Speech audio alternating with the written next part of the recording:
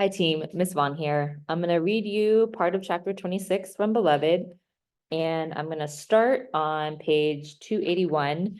In the space before part 3 begins, I think that you should write a couple of notes to yourself. So one, you should definitely write this chapter 26, and then this is part 3. So part 1 of Beloved was all about Beloved coming into the house 124. Part 2 of Beloved has been all about the characters reliving their rememories. And Beloved forces that. So we saw Denver relive her memories of her mom. We saw Setha relive the memory of so much of her life. So from her last days at Sweet Home until the Four Horsemen arrive at 124. So she relives all of that in her memory. And then Paul D also does the same thing. He has his memories of his last days at Sweet Home. And then Alfred, Georgia, when he goes to prison, and then 124. Part 3 is going to be all about Beloved's revenge. So if you want to make a little note to yourself there, part 3 is about Beloved trying to get revenge against Setha. So Beloved came back to understand why she was murdered, but she doesn't ever really fully understand. And so we talked about this a little bit in class, but there's some things that we need to make note of. It's like, okay, when things are repeating themselves in history, we know that they're never 100% accurate to, or like 100% similar to the previous time that it happened. So some of that stuff is going to be happening here. And then also there takes an intense amount of self-reflection to break that cycle. So we saw the self-reflection happening within Stampede. That's why in chapter 21, or sorry, chapter 19, that really long chapter where it switches back and forth between Stampede and Setha, that was Stampede's reflection chapter, where he starts to think about that jungle. He starts to think about the abuse that he's witnessed. He starts to think about his experiences of being on the Underground Railroad. And that brings him to this final conclusion that he needs to go tell Paul D that what he did was wrong for telling him about Setha. And we saw that in the previous chapter, in chapter 25. Stampede tells Paul D the story about his wife. We as a class concluded that we think Stampede did kill his wife. And part of him breaking the cycle, first symbolically, was that he changed his name from Joshua to Stampede. Another part of breaking the cycle was he wasn't going to kill people to make them safe like he did his wife. Instead, he started working on the Underground Railroad. And then the third thing that he does to break the cycle is that he goes to tell Paul D this backstory about his wife, to show that like people need to take care of each other, and people also need to be able to break these cycles. And so Stampede, sixth period talked about this. Stampede sees Paul D and Setha potentially having a loving relationship with each other. And them just being able to do that would break this cycle that they have of not being able to stay with their partners, as we've previously seen. Okay, so we read a big chunk of chapter 26 in class. There's just a couple of things that I want to revisit with you to contextualize the next part that I'm going to read aloud to you. And that is that Beloved is greedy. So on page 281, near the top of the page, it says that they were neither Setha nor Beloved knew or cared about it one way or another. They were too busy rationing their strength to fight each other. So it was she, talking about Denver, who had to step off the edge of the world and die, because if she didn't, they all would. The flesh between her mother's forefinger and thumb was as thin as China silk, and there wasn't a piece of clothing in the house that didn't sag on her. So Setha is wasting away, and she's wasting away so much that the piece of skin between her forefinger and thumb is so thin that you can see through it. And that's because Beloved is getting so greedy. She wants to eat everything. She wants all of Setha's time. And so Setha is giving it to her to make up for murdering her. And Beloved is taking it to torture Setha for having murdered her. So again, there's a cycle that's happening. And in the part that we read in class, Denver starts to realize like, oh, I'm not part of this cycle. So she takes a step back initially. She watches Denver and Setha, and then she realizes that dynamic is not healthy at all. So she realizes 124 is not safe. I'm scared of what's happening outside of 124, but I'm more scared of what's happening inside of 124. So then she sucks it up and she goes and faces what's outside of 124. Okay. If we can now turn to page 283, this is again Denver watching Beloved and Setha interact. And at the very end of that long paragraph on that page, it says, dressed in Setha's dresses, she stroked her skin with the palm of her hand. She imitated Setha, talked the way she did, laughed her laugh, and used her body the same way down to the walk. The way Setha moved her hands, sighed through her nose, held her head. Sometimes coming upon them making men and women cookies or tacking scraps of cloth on Baby Suggs's old quilt. It was difficult for Denver to tell who was who.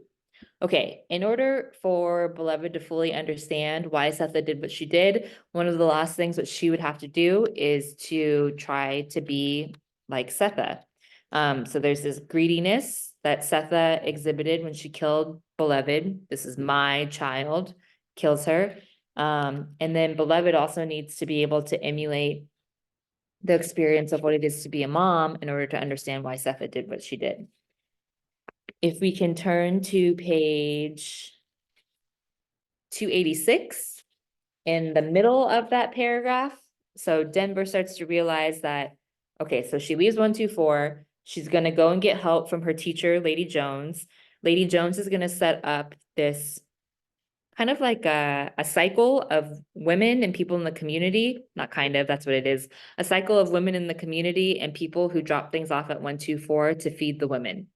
And Lady Jones is very community oriented. In the Vaughn notes, when you guys read them, she's mixed race. And even though she experienced a lot of racism from both white people and Black people, she makes it her mission to educate Black children because she realizes that if she does not, then those children will never have access to that education. So she goes back and she educates children. And when Denver goes and is thinking about like, okay, who am I actually going to ask for help? She goes to her teacher.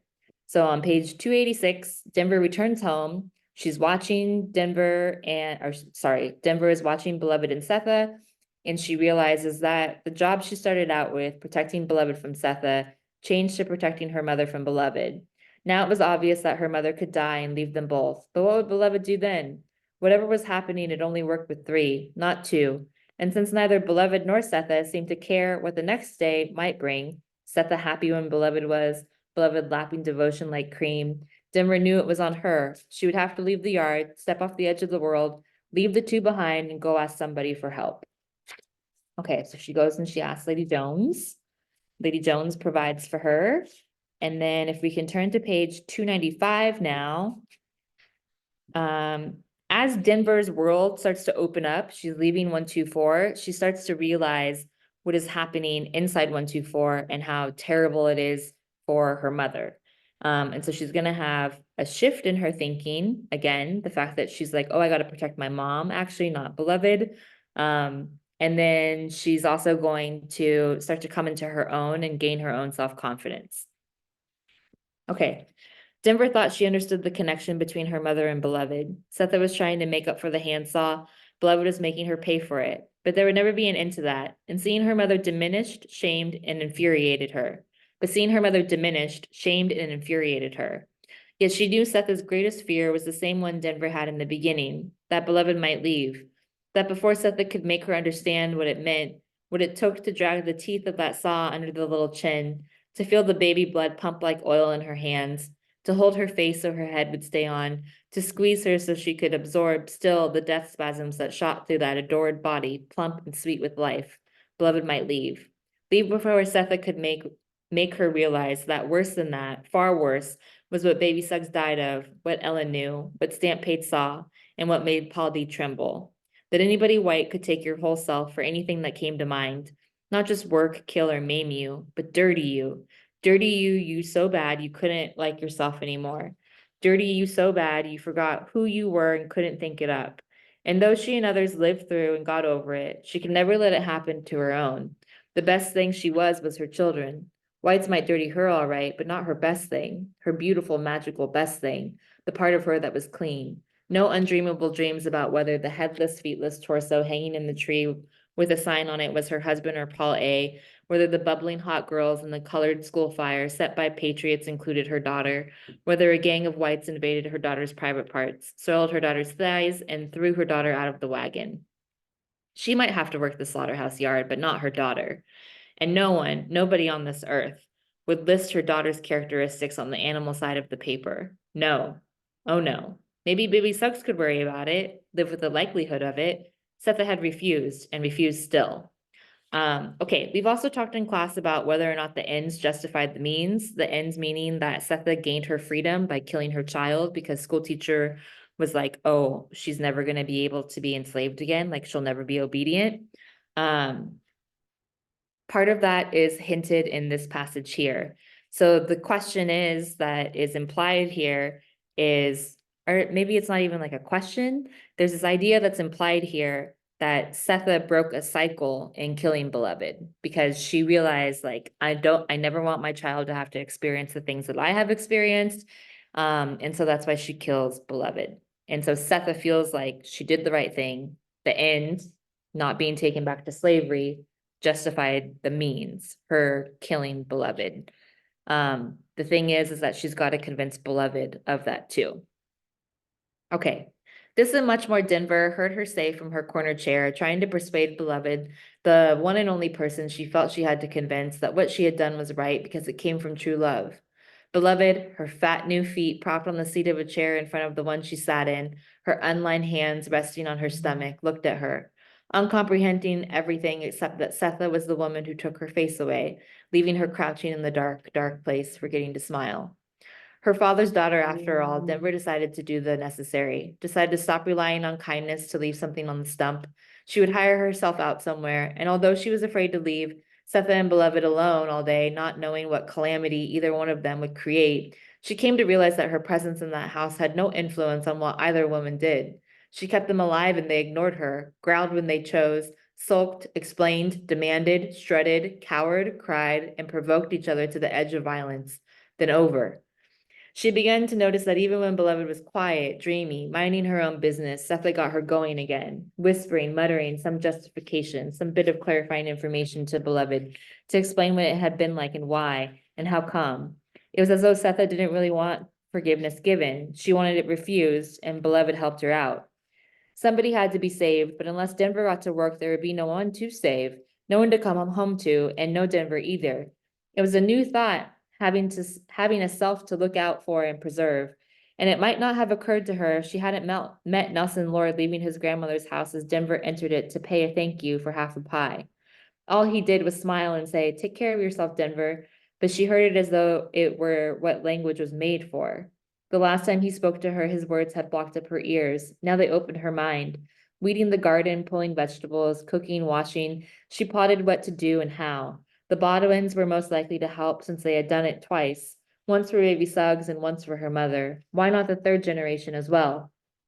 Okay, so Denver is also realizing that the community, even though they built it up in their head that the community hates them, the community actually wants to see what's best for Denver and Setha. And Nelson Lord is an example of that. Lady Jones is an example of that. The community of women who drop off food at 124, they are also an example of that. All right. She got lost so many times in the streets of Cincinnati, it was noon before she arrived. Though she started out at sunrise, the house sat back from the sidewalk with the large windows looking out on a noisy, busy street. The woman who answered the front door said, "Yes, may I come in? What you want?" "I want to see Mr. and Mrs. Bodwin, Miss Bodwin. They brother and sister." "Oh, what you want them for?" "I'm looking for work. I was thinking they might know of some." "You Baby Suggs's kin, ain't you?" "Yes, ma'am." "You come on in. You letting flies in." She led Denver toward the kitchen, saying, "First thing you have to know is what door to knock on." But Denver only half heard her because she was stepping on something soft and blue. All around her was thick, soft, and blue. Glass cases crammed full of glistening things, books on tables and shelves, pearl white lamps and shiny metal bottoms, and the smell like the cologne she poured in the Emerald House, only better.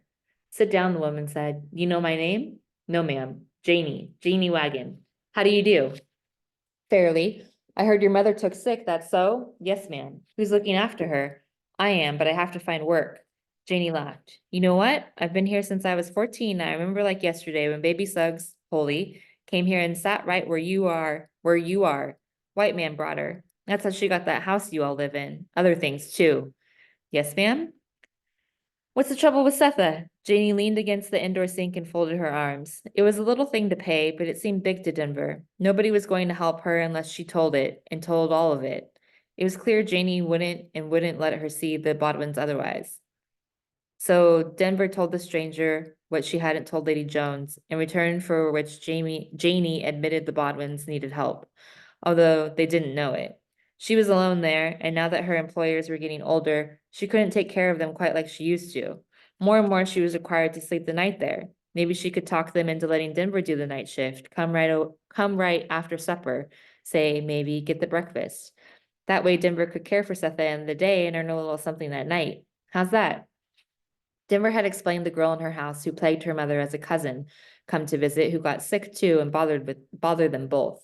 Janie seemed more interested in Setha's condition, and from what Denver told her, it seemed the woman had lost her mind. That wasn't the Setha she remembered. This Setha had lost her wits. Finally, as Janie knew she would, trying to do it all alone with her nose in the air, Denver squirmed under the criticism of her mother, shifting in the chair and keeping her eyes on the inside sink. Janie Wagon went to the pride until she got to baby Suggs, for whom she had nothing but sweet words. I never went to those woodland services she had, but she was always nice to me, always. Never be another like her. I miss her too, said Denver. Bet you do. Everybody missed her. That was a good woman. Denver didn't say anything else, and Janie looked at her face for a while. Neither one of your brothers ever come back to see how you all was? No, ma'am. Ever hear from them? No, ma'am, nothing. Guess they had a rough time in that house.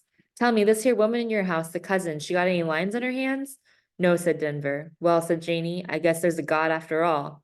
The interview ended and Janie telling her to come back in a few days. She needed time to convince her employers what they needed. Night help because Janie's own family needed her. I don't want to quit these people, but they can't have all my days and nights too. What did Denver have to do at night? Be here in case. In case what? Janie shrugged. In case the house burned down. She smiled then. Or bad weather stopped the road, so bad I can't get here early enough for him. In case late guests need serving or cleaning up after. Anything. Don't ask me what white folks need at night. They used to be good white folks. Oh yeah, they good. Can't say they ain't good. I wouldn't trade them for another pair, tell you that. With those assurances, Denver left, but not before she had seen sitting on the shelf of the back door a black boy's mouthful of money. His head was thrown back farther than a head could go. His hands were shoved in his pockets, bulging like moons. 2 eyes were all the face he had above the gaping red mouth.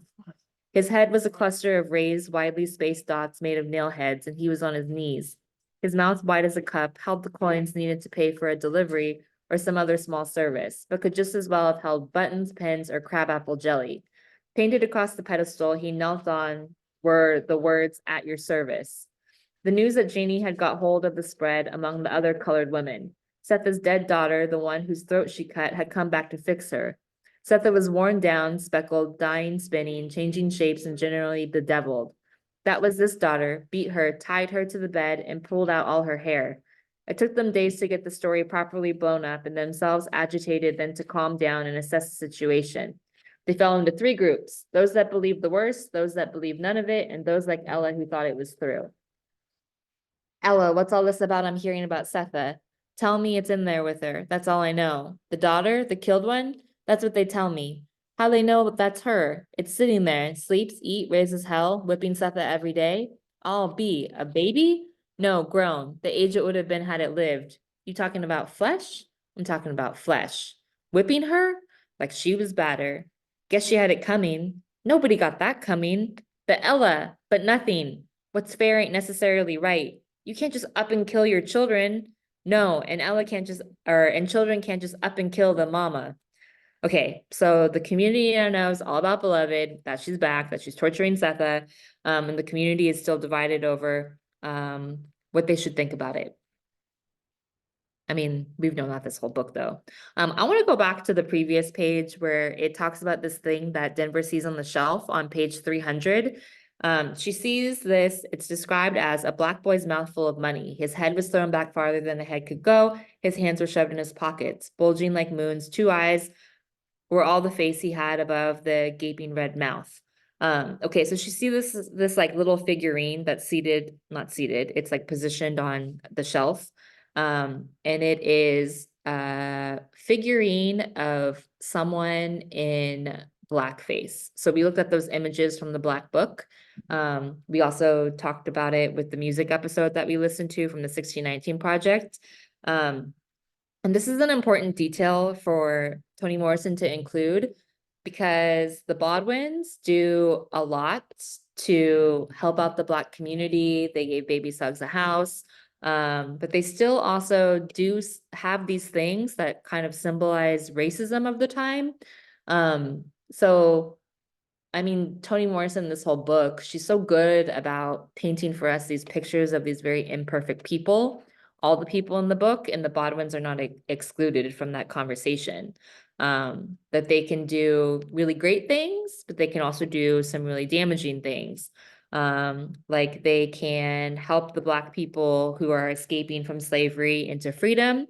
But they can also be kind of like very needy with the work that they require Janie and now Denver is potentially going to do.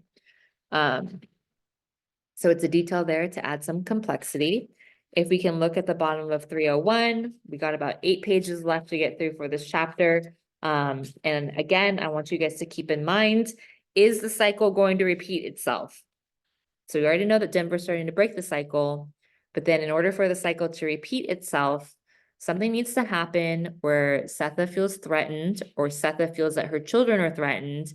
And that's why we need to keep reading. Okay, page 301. It was Ella more than anyone who convinced the others that rescue was in order. She was a practical woman who believed there was a route either to chew or avoid for every ailment. Cogitation, as she called it, clouded things and prevented action. Nobody loved her and she wouldn't have liked it if they had, for she considered love a serious disability. Okay, so there's also like that dichotomy or like that split that happens between Ella and Sethe. Sethe loves so much, Sethe loves so intently. Remember, love is or it ain't. Thin love ain't love at all. Where Ella is like, I don't love. And Ella doesn't love for the same reason that Paul D doesn't love, because she's worried about people using that love as a weapon against her. Her puberty was spent in a house where she was shared by father and son, whom she called, quote, the lowest yet, end quote. It was, quote, the lowest yet, end quote, who gave her a disgust for sex and against whom she measured all atrocities. A killing, a kidnap, a rape, whatever she listened and nodded. Nothing compared to, quote, the lowest yet, end quote. She understood Sethe's rage in the shed 20 years ago, but not her reaction to it, which Ella thought was prideful and misdirected, and Sethe herself too complicated. When she got out of jail and she made no gesture toward anybody and lived as though she were alone, Ella junked her and wouldn't give her the time of day. The daughter, however, appeared to have some sense after all. At least she had stepped out the door, asked for the help she needed and wanted work. When Ella heard 124 was occupied by something or other beating up on Sethe, it infuriated her and gave her another opportunity to measure what could very well be the devil himself against, quote, the lowest yet, end quote. But there was also something very personal in her fury. Whatever Sethe had done, Ella didn't like the idea of past errors taking possession of the present. Sethe's crime was staggering, and her pride outstripped even that, but she could not countenance the possibility of sin moving in on the house, unleashed and sassy. Daily life took as much as she had. The future was sunset, the past something to leave behind. And if it didn't stay behind, well, you might have to stomp it out. Slave life, freed life. Every day was a test and a trial. Nothing could be counted on in a world where even when you were a solution, you were a problem. Sufficient unto the day is the evil thereof. And nobody needed more. Nobody needed a grown-up evil sitting at the table with a grudge. As long as the ghost showed out from its ghostly place, shaking stuff, crying, smashing and such, Ella respected it. But if it took flesh and came in her world, well, the shoe was on the other foot. She didn't mind a little communication between the two worlds, but this was an invasion. Shall we pray? Asked the women. Uh-huh, said Ella. First, and then we get down to business. The day Denver was to spend her first night at the Baldwins, Mr. Baldwin had some business on the edge of the city and told Janie he would pick up the new girl before supper. Denver sat on the porch steps with a bundle in her lap. Her carnival dress sun faded to a quieter rainbow. She was looking to the right in the direction Mr. Baldwin would be coming from. Okay, remember, people, Mr. Baldwin's going to come pick her up in his carriage. Mr. Baldwin is a white man coming down 124. She did not see the women approaching, accumulating slowly in the groups of twos and threes on the left. Denver was looking to the right. She was a little anxious about whether she would prove satisfactory to the Bodwins, and uneasy too, because she woke up crying from a dream about a running pair of shoes. The sadness of the dream she hadn't been able to shake, and the heat oppressed her as she went about the chores. Far too early, she wrapped a nightdress and hairbrush into a bundle. Nervous, she fidgeted the knot and looked to the right. Some brought what they could and what they believed would work, stuffed in apron pockets, strung around their necks, lying in the space between their breasts. Others brought Christian faith as sword and shield.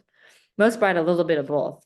They had no idea what they would do once they got there. They just started out, walked down Bluestone Road, and came together at the agreed upon time. The heat kept a few women who promised to go at home. The others who believed the story didn't want any part of the confrontation and would have come no matter what the weather. And there were those like Lady Jones who didn't believe the story and hated the ignorance of those who did. So 30 women made up that company and walked slowly toward 124. Okay, so the women are going to go to 124. They're going to stand outside the house and they're going to pray. And I want you to think of this as like the women are trying to exorcise the ghost of Beloved out of the house, because as Ella says, she feels like Beloved is an absolute intrusion or invasion, not intrusion. Okay, I also want you to think about the solution to the problem. Like in the very beginning of the book, when Paul D knows that Beloved, the ghost of Beloved is in the house, how angry he gets at it. He yells at it. He tells it to leave. He breaks furniture and threatens it. But the women, when they hear about this ghost in the house, they're actually going to go to the house and they're going to stand outside of it and they're going to pray and then sing. So think about maybe what Toni Morrison was trying to suggest about how some people solve their problems. Okay, some brought what they could and what they believed would work, stuffed their aprons. Oh, sorry, we already read that. It was 3 p.m. on a Friday, so wet and hot, Cincinnati's stench had traveled to the country. From the canal, from hanging meat and things rotting in jars, from small animals dead in the fields, town sewers and factories. The stench, the heat, the moisture, trust the devil to make his presence known. Otherwise, it looked almost like a regular work day. They could have been going to do the laundry to the orphanage or the insane asylum, corn shucking at the mill, or to clean fish, rinse offal, cradle white babies, sweep stores, scrape hog skin, press lard, case pack sausage, or hide in tavern kitchens so white people didn't have to see them handle their food. But not today. When they caught up with each other, all 30, and arrived at 124, the first thing they saw was not Denver sitting on the steps, but themselves, younger, stronger, even as little girls lying in the grass asleep.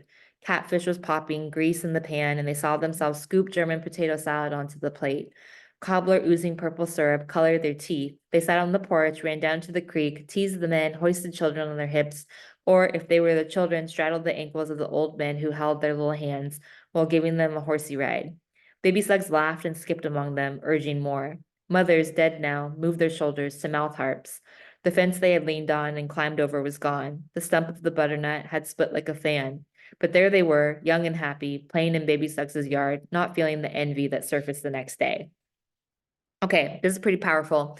Women roll up to 124, and what do? They step into a memory of the day before Beloved gets killed. So this is really important because it, one, emphasizes the community that is built in this scene, and then two, it's going to remind us of the cycle repeating, because we know that that party that happened the very day after that party was when the 4 horsemen arrived to 124. So Toni Morrison, she's so good at what she does, man. Dropping that paragraph in there is a reminder of these cycles repeating themselves. Denver heard mumbling and looked to the left. She stood when she saw them. They grouped, murmuring and whispering, but did not step foot in the yard. Denver waved. A few waved back, but came no closer. Denver sat back down, wondering what was going on. A woman dropped to her knees. Half of the others did likewise. Denver saw lowered heads, but could not hear the lead prayer. Only the earnest syllables of agreement that backed it. Yes, yes, yes. Oh, yes. Hear me, hear me. Do it, Maker, do it. Yes. Among those not on their knees who stood holding 124 in a fixed glare was Ella, trying to see through the walls behind the door to what was really in there. Was it true the dead daughter come back, or a pretend? Was it whipping Setha? Ella had beaten every way but down. She remembered the bottom teeth she had lost, the break and the scars from the belt that were thick as rope around her waist. She had delivered, but would not nurse, a hairy white thing, fathered by the lowest yet. It lived 5 days, never making a sound. The idea of that pup coming back to whip her too set her jaw working, and then Ella hollered. Okay, so Ella's starting to feel this like intense amount of Ella is in a memory of what has happened to her that she's tried to protect herself from. So we know from previous chapters that Ella was kept as a sex slave. And then here it's revealed that she gave birth to a child. It's called a hairy white thing instead of an actual child. And that it lived 5 days without making a sound. And Ella starts to think like, if that child came back to haunt me, like it would have some serious business to settle as well. So she understands Seth's position. Instantly, the kneelers and the standards joined her. They stopped praying and took a step back into the beginning. In the beginning, there were no words. In the beginning was a sound, and they all knew what that sound sounded like. Edward Bodwin drove a cart down Bluestone Road. It displeased him a bit because he preferred his figure astride Princess. Okay, sorry. I want to go back to this paragraph that says, instantly the kneelers and the standers joined in. They stopped praying and took a step back to the beginning. In the beginning, there were no words. In the beginning was the sound, and they all knew what that sound sounded like. So imagine, I like to imagine the scene. Some people like to imagine the scene as singing. I like to imagine the scene as like the women start humming together, that they're just making sounds. Yeah, you guys all know how to hum, right? Okay. Curved over his own hands, holding, okay, so again, Edward Bodwin going down this road, white man in a carriage, going to go pick up Denver to take her to work, all the women outside of the house, and they're humming, and they're eventually going to start singing to hopefully exercise Beloved out. Curved over his hands, holding the reins, made him look the age he was, but he had promised his sister a detour to pick up the new girl. He didn't have to think about the way. He was headed for the house he was born in. Perhaps it was his destination that turned his thoughts to time. The way it dripped or ran. He had not seen the house for 30 years, not the butternut in front, the stream in the rear, nor the blockhouse in between, not even the meadow across the road. Very few of the interior details did he remember because he was 3 years old when his family moved into town. But he did remember that the cooking was done behind the house, the well was forbidden to play near, and that women died there, his mother, grandmother, and aunt, and older sister before he was born. The men, his father and grandfather, moved with himself and his baby sister to Court Street 67 years ago. The land, of course, 88 acres of it on both sides of Bluestone, was a central thing. But he felt something sweeter and deeper about the house, which is why he rented it for a little something if he could get it. But it didn't trouble him to get no rent at all, since the tenants at least kept it from the disrepair total abandonment would permit. There was a time when he buried things there, precious things he wanted to protect. As a child, every item he owned was available and accountable to his family. Pricey was an adult indulgence, but when he got to be one, he seemed not to need it. The horse trotted along, and Edward Bodwin cooled his beautiful mustache with his breath. Okay, so there's some like hints here. As a child, every item he owned was available and accountable to his family. So his family kept very intense records of all of the things that they owned. Potentially think about what some of those things his family. Okay. And then when it says privacy was an adult indulgence, but when he got to be one, he seemed not to need it. So he realizes that he doesn't have to keep all of these things that his family had previously thought was so precious and that they had to hold on to. And that informs this mentality that he has towards life that we're going to read about on the next page. So hold on. I think it's really, really beautiful. Okay. The horse trotted along, and Edward Bodwin cooled his beautiful mustache with his breath. I also love this description of him. So he's got this big, beautiful mustache. It was generally agreed upon by the women in society that, except for his hands, it was the most attractive feature he had. Dark, velvety, its beauty was enhanced by his strong, clean-shaven chin. But his hair was white, like his sister's, and had been ever since he was a young man. It made him the most visible and memorable person at every gathering. The cartoonists had fastened onto the theatricality of his white hair and big black mustache whenever they depicted local political antagonism. Okay, so there's also this thing that's dropped in there by Toni Morrison about Bodwin. So he's got gray hair. He's got this big, thick black mustache. It's the thing that women think is attractive about him. And when local politics want to make fun of him for being as liberal as he is, and also for advocating for the freedom of slaves, when they draw him in political cartoons that are published in the newspaper, it's the thing that they really dress up about him or that they overemphasize about him. Okay. And content warning about language here on this page. 20 years ago, when the society was at its height in opposing slavery, it was as though his coloring was itself the heart of the matter. Was what his enemies called him. And on a trip to Arkansas, some Mississippi rivermen, enraged by the boatmen they competed with, had caught him and shoe blackened his face and his hair. Those heady days were gone now. What remained was the sludge of ill will, dashed hopes, and difficulties beyond repair.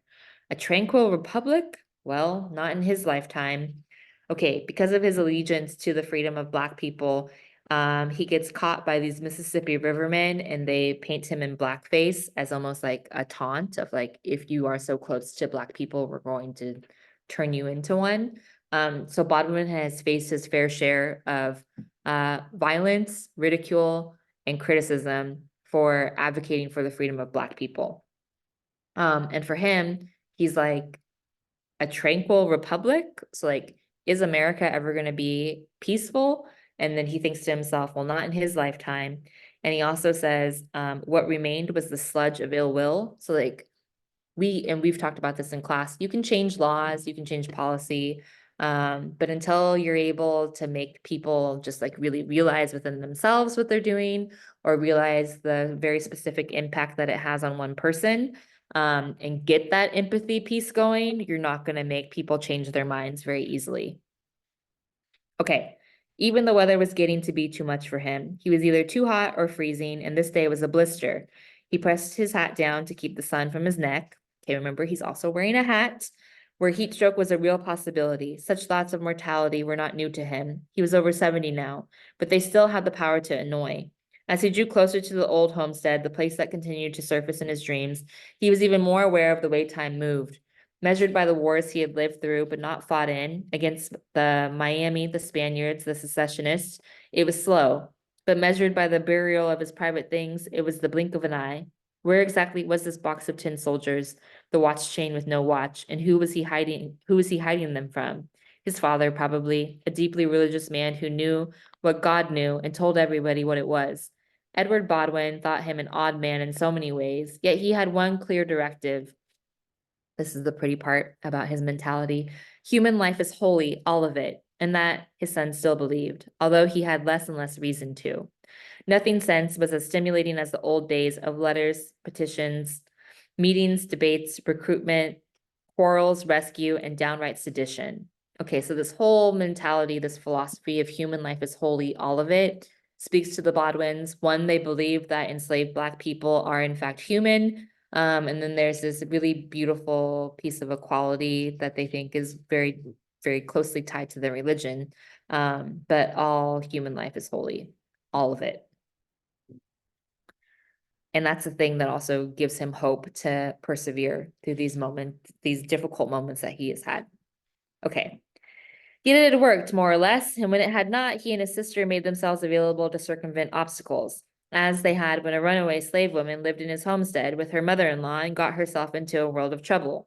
The society managed to turn infanticide and the cry of savagery around and build a further case for abolishing slavery. Good years they were, full of spit and conviction. Now he just wanted to know where his soldiers were and his watch's chain. That would be enough for his day of unbearable heat. Bring back the new girl and recall exactly where his treasure lay. Then home, supper, and God willing, the sun would drop once more to give him the blessing of a good night's sleep. So he's like, I'm old. I spent so much of my time fighting for things. I'm going to go do this last thing to pick Denver up to take her to our house. She's going to start working for us. I'm going to eat, and then I'm going to go to sleep. The road curved like an elbow, and as he approached it, he heard the singers before he saw them. When the women assembled outside 124, Setha was breaking a lump of ice into chunks. She dropped the ice pick into her apron. Okay, if you guys have ever seen an ice pick before, it's a really sharp object. And so Setha's out there chipping ice away with an ice pick, and she's going to see this white man roll up in his carriage. She drops the ice pick into her apron pocket to scoop the pieces into a basin of water. When the music entered the window, she was wringing a cool cloth to put on Beloved's forehead. Beloved, sweating profusely, was sprawled on the bed in the keeping room, a salt rock in her hand. Both women heard it at the same time and both lifted their heads. As the voices grew louder, Beloved sat up, licked the salt, and went into the bigger room. Setha and she exchanged glances and started toward the window. They saw Denver sitting on the steps, and beyond her, where the yard met the road, they saw the rapt faces of 30 neighborhood women. Some had their eyes closed, others looked at the hot, cloudless sky. Setha opened the door and reached for Beloved's hand. Together they stood in the doorway. For Setha, it was as though the clearing had come to her, with all its heat and simmering leaves, where the voices of women searched for the right combination, the key, the code, the sound that broke the back of words, building voice upon voice until they found it. And when they did, it was a wave of sound wide enough to sound deep water and knock the pods off chestnut trees. It broke over Setha, and she trembled like the baptized in its wash. Okay, the women being there and singing for Setha, it broke over Setha and she trembled like it's baptized and it's washed. So it's not necessarily Beloved who has to forgive Setha.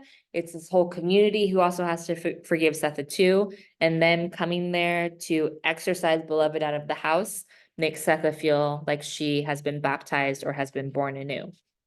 The singing women recognized Setha at once and surprised themselves by their absence of fear when they saw what stood next to her. The devil child was clever, they thought, and beautiful. It had taken the shape of a pregnant woman, naked and smiling in the heat of the afternoon sun. Thunder black and glistening, she stood on long straight legs, her belly big and tight. Vines of hair twisted all over her head. Jesus, her smile was dazzling. Setha feels her eyes burn. It may have been to keep them clear that she looks up. The sky is blue and clear. Not one touch of death in the definite green of the leaves.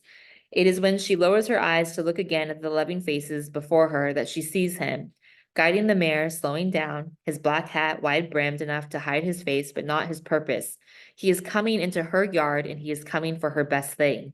She hears wings, little hummingbirds, stick their needle beaks right through her headcloth, into her hair, and beat their wings. And if she thinks anything, it's no, no, no, no, no, no. She flies. The ice pick is not in her hand. It is her hand. Okay, so imagine that. So much of the same language of when school teacher comes to get her children.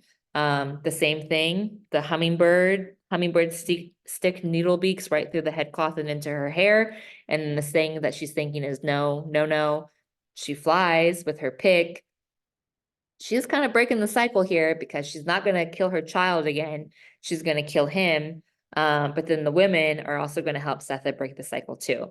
Standing alone on the porch, Beloved is smiling, but now her hand is empty. Setha is running away from her, running, and she feels the emptiness in the hand Setha has been holding. Now she is running into the faces of the people out there, joining them and leaving Beloved behind, alone, again. Then Denver running too, away from her to the pile of people out there. They make a hill of black people falling. And above them all, rising from his place with a whip in his hand, the man without skin he is looking at her. Okay. All the language too from the She Is Mine chapter from Beloved's perspective. If you go back and read it, and I suggest that you do, you get this collapsing of time of the past and the present, and then even the future here. So it's almost like Beloved knew what was going to happen to break the cycle. And so the women are the ones who prevent Setha from attacking Bodwin with the ice pick. So the cycle has been broken, and it took so much freaking time and effort, and we did that, team. We read that. Okay, I'm gonna go. I'll be back later. Bye.